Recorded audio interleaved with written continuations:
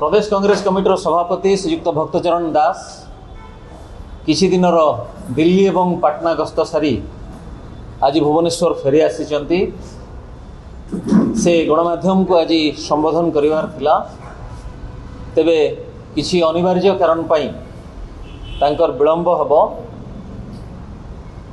संवाददाता माने मध्य जेहेतु अन्य एक सांबादिक सम्मेलन में जोग देवार अछि सेथिपाई गणमाध्यम को मु अरविंद दास मीडिया सेल अध्यक्ष अल्प समय पर संबोधन करी।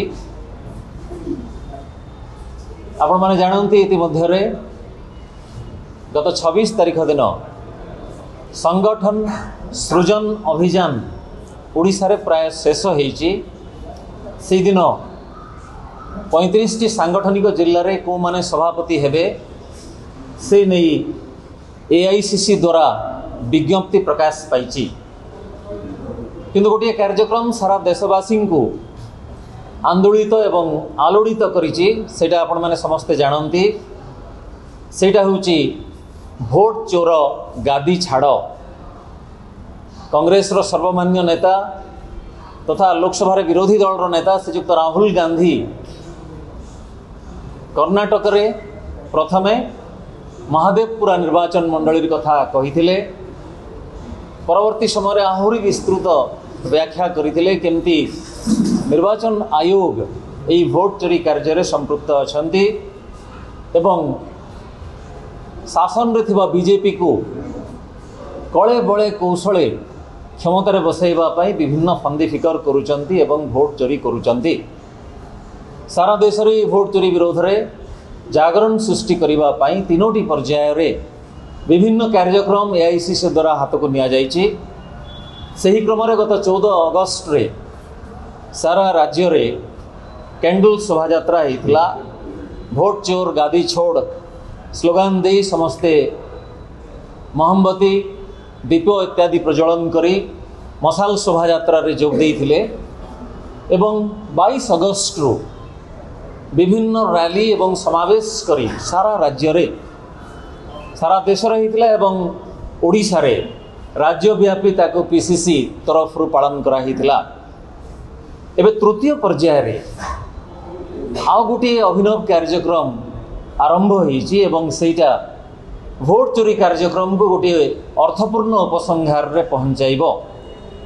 से कार्यक्रम टी होची भोट चोर गादी छाड़र दस्तखत अभियान। आपण माने जानी खुशी हेबे सारा देश रे भोट चोरी विरोध रे 5 कोटी लोक दस्तखत अभियान रे शामिल हेबे। ओडिशा रे प्राय 15 लाख रु अधिक एवं संख्या 20 लाख मध्य होई पारे से माने राज्यव्यापी दस्तखत अभियान रे शामिल हेबे। यही दस्तखत अभियान गत 17 तारीख रो सारा राज्य रे आरंभ होईची एवं राज्य स्तर रे गत 21 तारीख दिन कांग्रेस भवन रो सम्मेलन कक्ष रे अनुसूचित जाति सेल आनुकूल्य रे यही दस्तखत अभियान आरंभ होईतिला।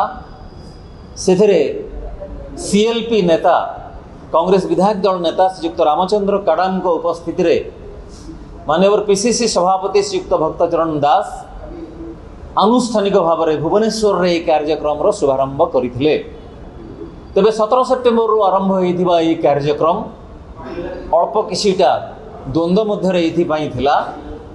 26 तारीख पूर्व कांग्रेस रो जिला गुड़िक संयोजक मानक द्वारा परिचालित होउथला एवं सेमाने आग्रह नहीं ए कार्यक्रम को परिचालित करुथिले।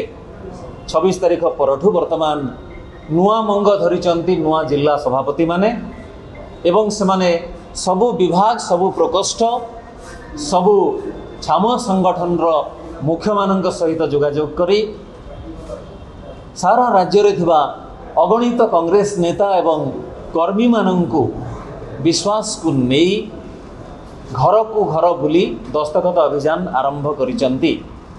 जेहेतु नुआकरी जिला कांग्रेस कमिटी गठित होईची एवं नुआ जिला सभापति माने नियुक्त होईचंती अफुरंत असरंती फुर्तिर सहित से काम करने आरंभ करिचंती एवं यही कार्यक्रम सारा राज्य रे दुर्गा पूजा परे परे आहुरी जोरसोर रे हेबो एवं आसंता 12 तारिख दिन यही कार्यक्रम रो समाप्ति घटिबो ओडिसा रे। कारण आसंता 15 अक्टोबर रे राष्ट्रपति एवं मुख्य निर्वाचन आयोग को 5 कोटी दस्तखत संबलित दस्तावेज हस्तांतर करा जिवो। तेणु 12 तारिख 12 अक्टोबर पूर्व ये कार्यक्रम को शेष करिवार अछि। आपण मानक अवगति निमंते आ गोटे कार्यक्रम विषय सूचना देवा पई चाहूची। आसंता 2 अक्टोबर गांधी जयंती दिन ठारू गांधी पथे ओडिशा नामक गोटे पदयात्रा आरंभ हबो एवं से वर्षव्यापी पदयात्रा सारा ओडिशा रे हबो।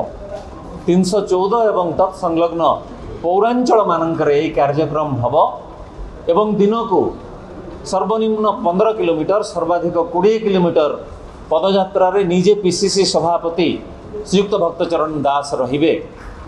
मालकानगिरी जिल्लार उपांत अंचल मोटुरु एटा आरंभ हबो अक्टोबर 2 तारिख दिन।